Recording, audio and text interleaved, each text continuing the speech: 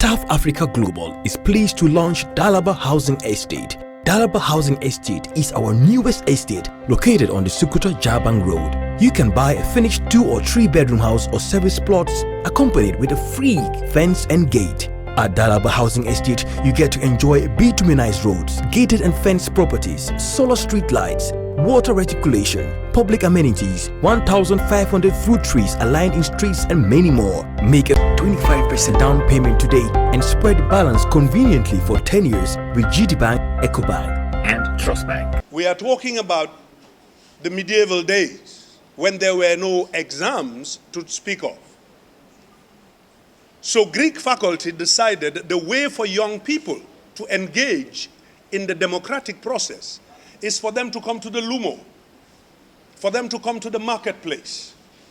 And while people are selling whatever they're selling on the other side, the coos and the grain, the goats and the sheep and whatever, a little circle will be on this side of young people at the Lumo talking over issues. There were no tests at the end of the day, but then the elders sitting around wanted to hear which of the students had reading, had thinking, and had rhetoric. Those who knew the subject, who were knowledgeable, those who knew how to project it in words, and of course, the thought process it was taking for them to express their ideas. Therefore, the debate. And I do not need to go over the fact that in a debate, there is always a resolution. And one side takes the position of affirmation to say, yes, I stand by this. And the other party takes the counter position of saying, I negate that affirmation. I know otherwise. Now, you will be wasting your time if there is not the adequate homework done to make sure that the resolution has depth. The resolution has meat. Otherwise, if it is shallow, all we have is people coming up here and just throwing out opinion. I believe that, I believe that, I do not believe that, I do not believe that, and you sit down. And we probably go home uneducated. So take the issue of national development. If I want to discuss national development, whether speech and debate can help, I have to understand what national development is, first of all. Otherwise, I would come here and give you my idea what I think national development is and just give you opinion.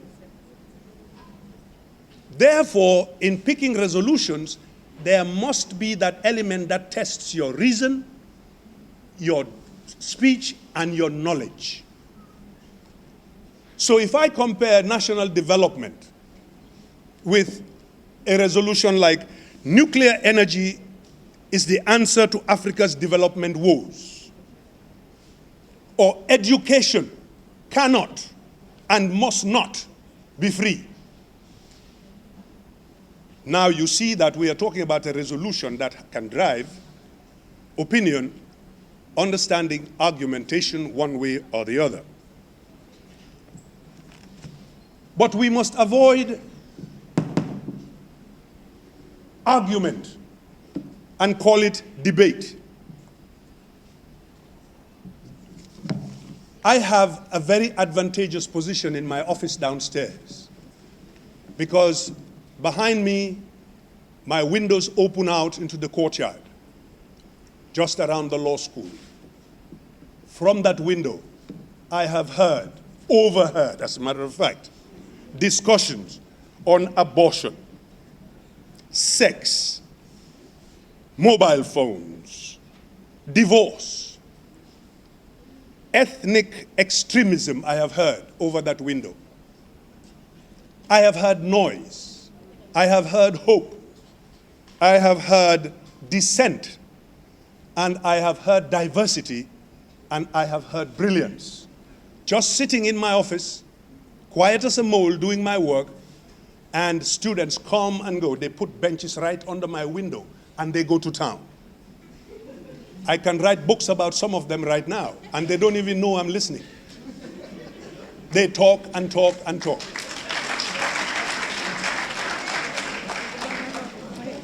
That is apart from the Olele Butanga. That is the one that irritates me, the Olele Butanga, Nyual Fee. That one is not debate, and I have asked her to move. I know you applied for the public speaking. Please come forward and do the balloting. So I just want to talk about my experience in debate, because that is what I was asked to talk about. So I used to serve as the president of the University of the Gambia Debate Association. That was the past president, 7th executive president. And key among the activities we do, or we used to do, and we are still doing, is bringing together high school students, university students to engage in intellectual discourse, to debate and talk about issues that are relevant for our development as well as the sustainable growth of our country. Because you will have to see that ways, or the best ways to solve or to tackle issues in our country is to engage in constructive discussions and dialogue, engage relevant stakeholders for them to hear us as well as the recommendations that we'll have for them in advancing the sustainable growth of our country.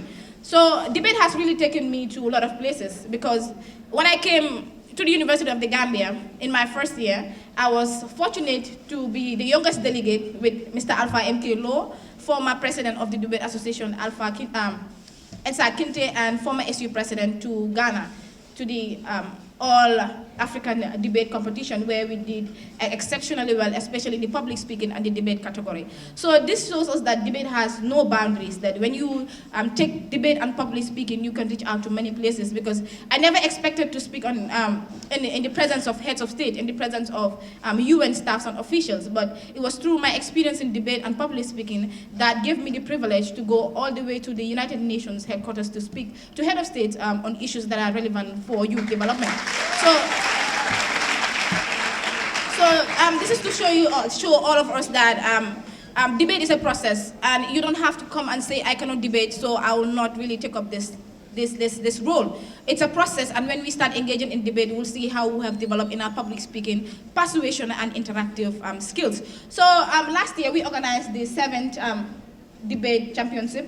Alaji Sama was part of the executive, Musa Balde and others. So Muluchi benefited from the scholarship that we had last year through the support of the University of the Gambia administration. I want all of us to give a round of applause to the Vice Chancellor for supporting the debate. So just to keep it short, because I love talking, and if I keep on talking, we'll stay here till 5 p.m. But I commend once again the executive, and I wish all of us to have a successful debate, and may the best team win. Thank you very much. This association has done a lot in preparing debaters, public speakers, and researchers. And I believe this competition this year will also extend on that. Another importance that this association has done to debaters and other participants is that it has prepared leaders within this university. When I look around, I have seen people who have served the debate association, who have been prepared by the debate association and are now serving either the Students' Council, or in fact, they are serving at the national level. I must recognize that my brother and friend, Mr. Lowe, has served through this association and is now serving. He has served the Students' Union, and today he is at the national level. We have Madam Farujen, the current president of the SU, who has also passed through the debate association. We also have somebody that I am very proud of. When I was president of this association, I had this very passionate and committed debater. She will come to attend debates that her school is not even debating. She will call and ask. She will always approach to ask about debate, to ask about how can I improve my debate, how can I do this, how can my school win. And today she is serving as the head of this association. Please give her a round of applause. Assalamu alaikum. It is really pride privilege for me to welcome you all on this auspicious occasion. Today we are marking the opening ceremony of another edition of the Vice Chancellor Debate Championship, which features both university and senior secondary and senior secondary school debaters. Distinguished ladies and gentlemen, may I begin by reiterating my sincere appreciation of the idea of naming this great event after me.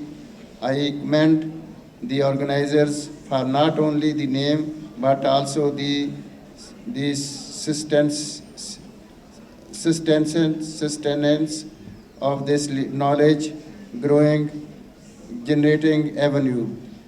It is important to note that the importance of debate is wide and varied. Thus, the significance of this year's theme, the role of debate, is promoting serial cohesion, social cohesion, and sustainable national development. Debate has been a critical component of every society's development and enhancement. Essentially, debate enhances research and knowledge generation. Great debaters all over the world are in no small mean great researchers. So the debate, there are many advantages from the debate competitions which are very important in any educational institution, because it gives confidence to the debater, the debater becomes creative, it also gives the discipline, how to talk. So there are many merits for a debater, which is a key element for any educational institution. Great debaters all over the world are in no small mean. They are also a great researchers. There is no way that the debaters could not be a good researcher, or teacher, or academician. The debaters are always successful because they know how to interact, how to behave, how to appear in the interview. So they are very much skilled, and they always are the winner.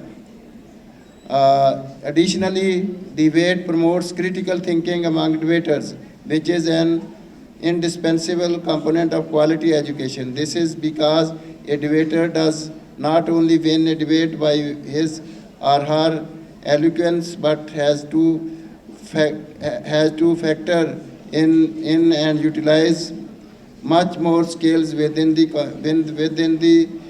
confidence and the rules of the speaker's roles. Moreover, debate fosters them work and enhances collective decision making. Decision and policy making are more productive when society is involved in giving out their opinions. This would create the environment for collective and informed decision making. This is what debate does. So as I already mentioned that in addition to curricular activities, the extracurricular activities are also very important in character building of any society, especially amongst the youths.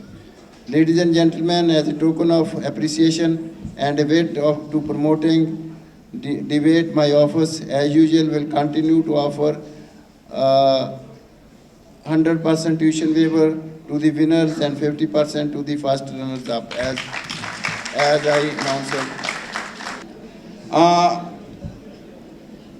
I am Brigadier General Mamat Ocham, the commander of the Gambia National Army, and I'm here to honor and represent an invitation for the CDS, that is the Chief of Defense Staff of the Gambia Armed Forces, to serve as a speaker on the opening ceremony of the Vice Chancellor's Debate Championship, organized by the University of the Gambia Debate Association. The topic that I will be talking to today was slightly amended by the MC, but all the same, I was told that we're going to speak on the role of public discourse in security reforms in the Gambia.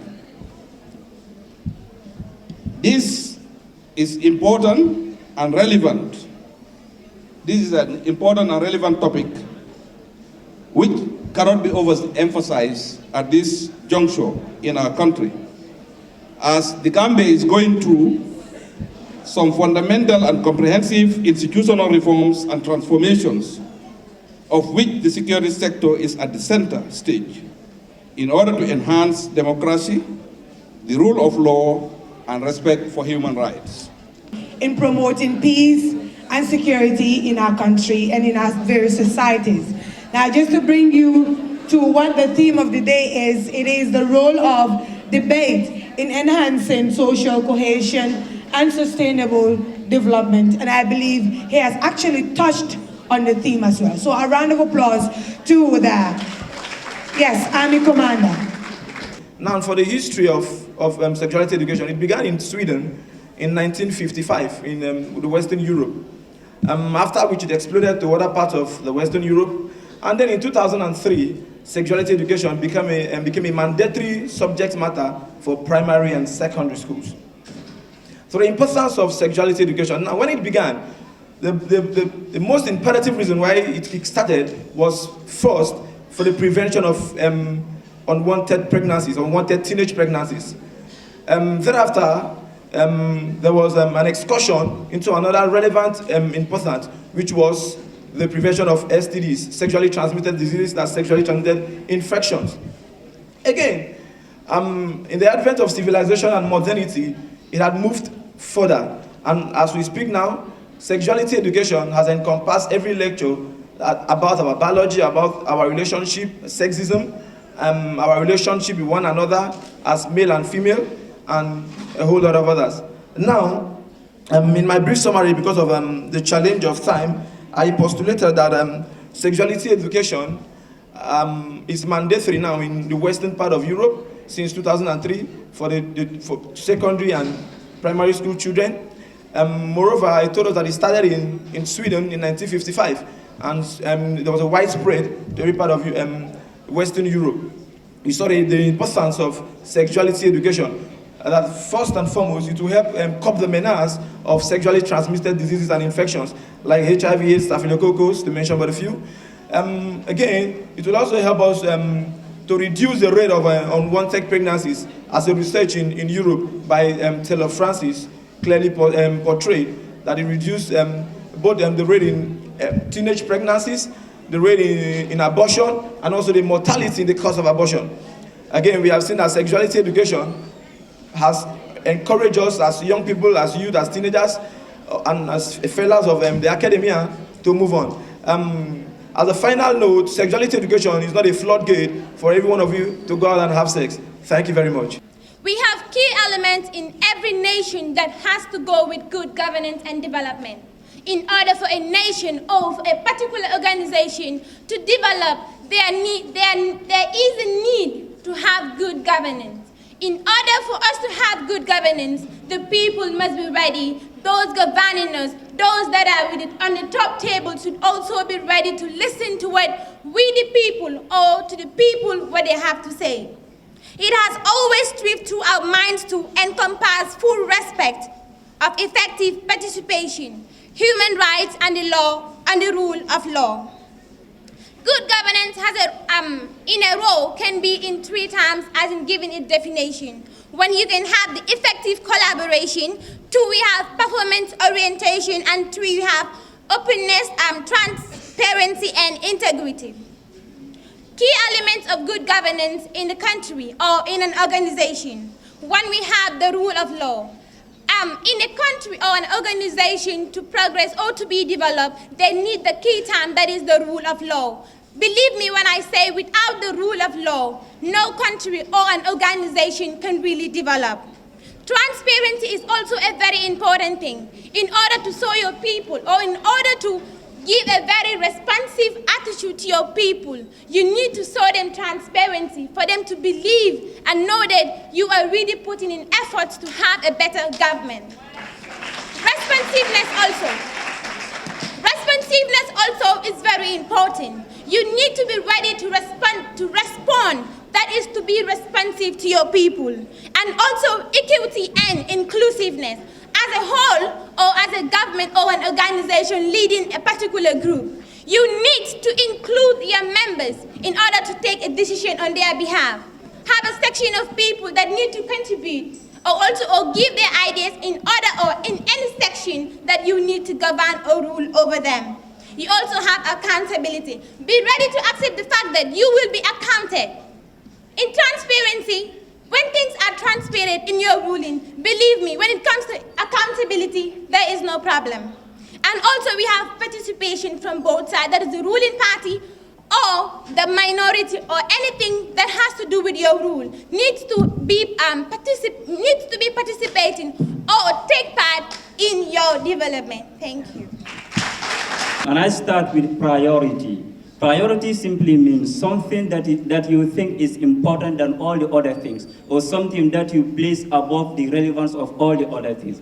If I am elected as the president in any situation in any country, 5 important things. First is education. Education is the foundation upon which any nation can grow. Without proper investment in education, our young men and women who are enrolled to school will not have the technical and the capable ability to deliver the kind of service that is in the interest of the country, that will promote good governance, that will ensure that our economies grow, and that will ensure that there is improved health condition and agriculture.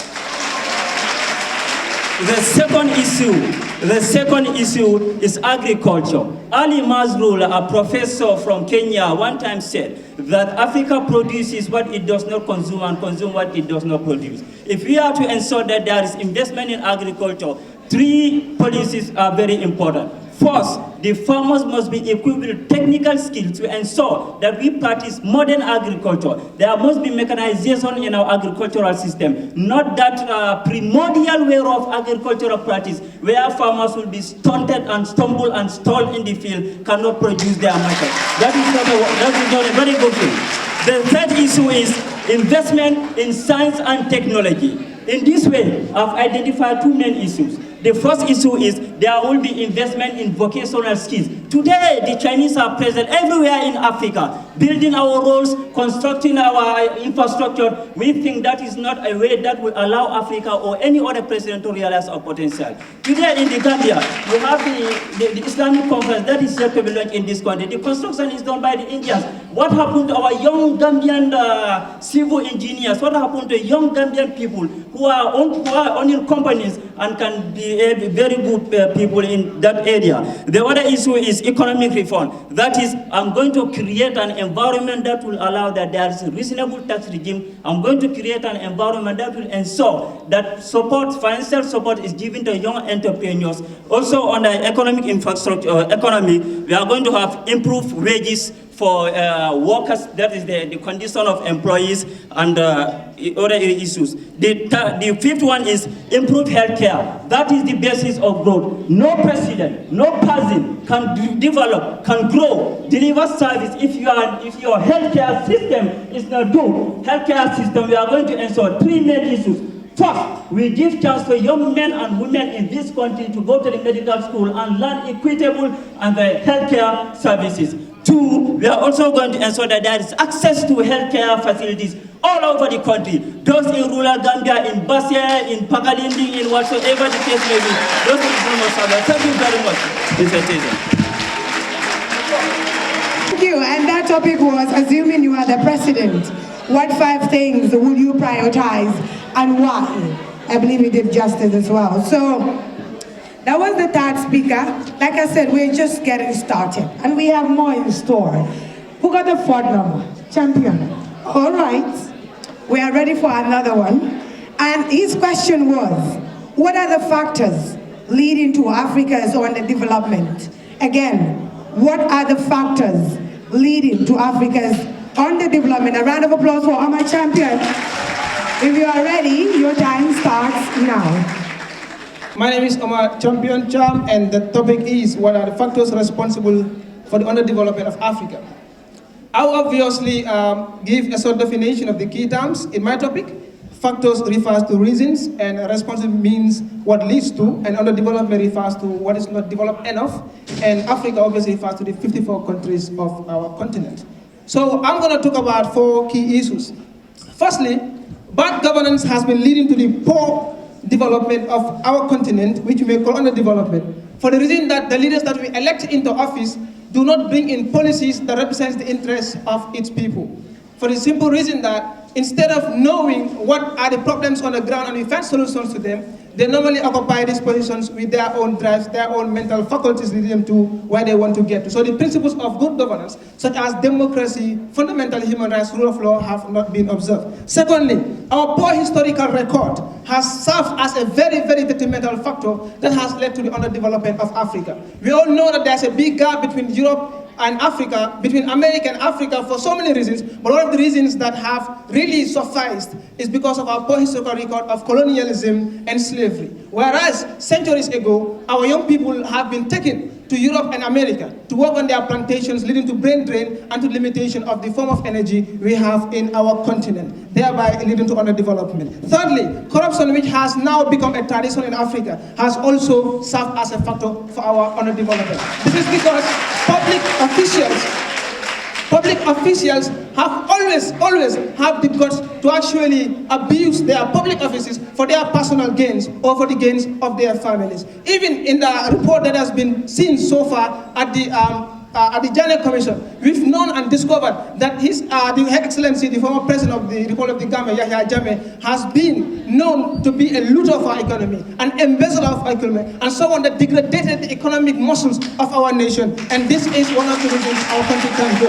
And lastly, war and political instability has led to the underdevelopment of Africa. A perfect example, the genocide in Rwanda, the war in Sudan, and so many atrocities that have been led on the African continent. It is not that we don't have the opportunity or we don't have the power to develop, but because there's a high level of decadence, a high level of mayhem, a high level of bad governance, a high level of looting, a high level of embezzlement, a high level of corruption that Africa cannot develop. So to conclude, I will give a recommendation that the state and the people renew the marriage we have. That's not going to be based on a single interest of us benefiting the state, but the state benefiting us and us benefiting the state. If not, we will not erase the name, the tag and the level on the African continent as the dark continent, as the backward continent, and all the other horribleness that have been given to them. Because we have the power and we must change it. We can't wait for later, it's now. Thank you. Greetings to the high table and the audience, of course. My name is Lagami Gumane in my capable capacity as your guest speaker today to talk to you about the Gambian educational system. First of all, we need to understand what is educational system. Educational system has to do with the institutions and their procedures, ranging from the president down to the teachers concerned with education. First of all, let's look at the Gambian system. Look, I, as your guest speaker, will start with a conclusion that Gambian educational system is a failure. Why? Let's read.